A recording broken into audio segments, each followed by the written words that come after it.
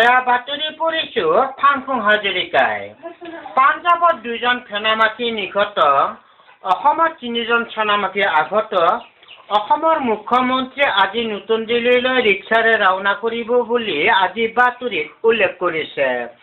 পাঞ্জাৱৰ সেনামাখীৰ মাজত গুলীয়াগুলী চলি আছে।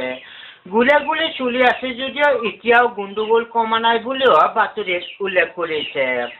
অলপতে শৰাইঘাট ব্ৰিজৰ তলত বেচা মাছৰ হেঁচা লাগি এখন পানী জাহাজ 3 টুকুৰা হৈ যায়। প্ৰশান্ত মহাসাগৰত দুটা দৰিকণা মাছ খাব নাপাৰ বিনিময়ত আজি ৰাতিপুৱা 9টা বজাত ব্ৰহ্মপুত্ৰ হোটেলত মৃত্যুবৰণ কৰে বুলিও বাতৰিত উল্লেখ কৰিছে।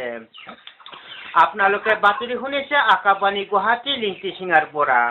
যোৱাকালি দুপৰীয়া 12টা বজাত অসমৰ হাতীটো সাগৰটো ইপাৰ সিপাৰ হ'ব খোজাত মাউদৰ আণ্ডাৰপেণ্টটো খহি পৰাত হাতীটো লাজ পাই ডুবি যোৱাৰ ফলত সেনামাখী পাৰত হুলস্থুল হৈ পৰিছে। যদিও এই হাতীটো উদ্ধাৰ কৰিব পৰা নাই বুলিও এতিয়াও বাতৰিত কোৱা হৈছে। এতিয়া শুনক নিয়োগ বাতৰি। এই অঞ্চলৰ কাউন্সিলৰে জনাইছে যে এইখিনি ঠাইত কেইটামান মধুৰ পদ খালী হৈছে, তাৰ বাবেও আবেদন পত্ৰ বিচাৰিছে।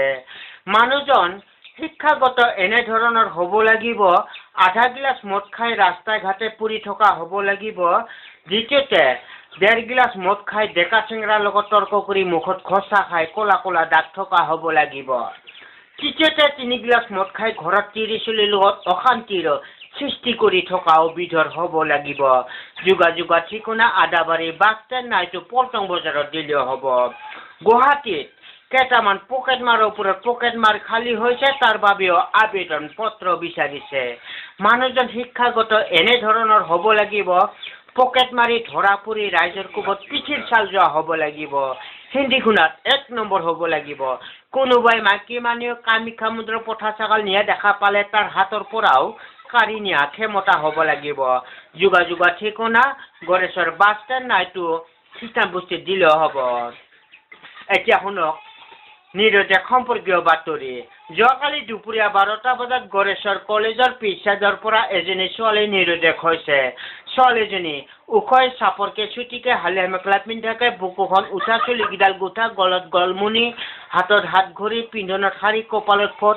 এইজন ছোৱালী কোনোলোকে সন্ধান পালে নিশ্চয় এই ঠিকনা নাইটো ওচৰ পুলিচ থানাত জনাই যেন। ঠিকনা পোষ্ট অফিচ জমৰদুৱাৰ, থানা জমৰঘৰ, ডাকঘৰ পাতালপুৰ, নামটো নাহিজান্তা, ওখ 10 ফুট 10 ইঞ্চি, মাতৃভাষা অসমীয়া। আমাৰ আজিৰ বাতৰি ইমানে। গেজেং থেং।